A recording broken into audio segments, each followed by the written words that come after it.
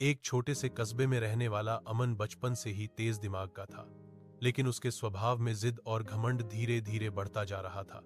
उसके पिता रामलाल एक साधारण लेकिन ईमानदार व्यक्ति थे, जो मेहनत मजदूरी करके परिवार का पालन पोषण करते थे और हमेशा अमन को समझाते रहते थे कि जीवन में सही रास्ता भले ही कठिन हो, लेकिन वही रास्ता इंसान को सच्ची इज्जत और शांति देता है।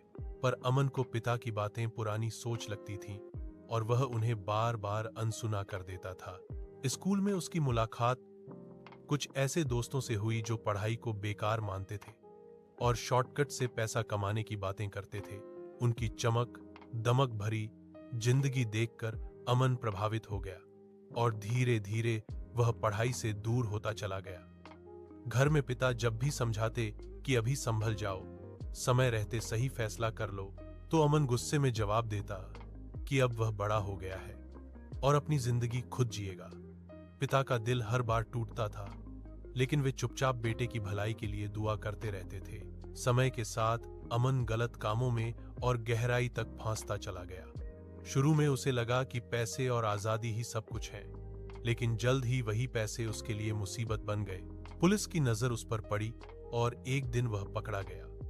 जब हथकड़ियां लगीं, तो पहली बार अमन को अपनी गलती का एहसास हुआ। जेल की अंधेरी कोठरी में बैठकर उसे पिता की थकी हुई आंखें, उनके समझाने वाले शब्द और उनकी चुप्पी याद आती रही। हर रात वह पछतावे में रोता और सोचता कि काश उसने समय रहते पिता की बात मान ली होती। कुछ समय बाद जमानत पर बाहर आने पर वह सीधे घर पहुंचा और पिता के सामने घुटनों के बल बैठकर फूट फूट कर रो पड़ा। उसने कहा कि पापा, मैंने आपकी हर सीख को नजरअंदाज किया और आज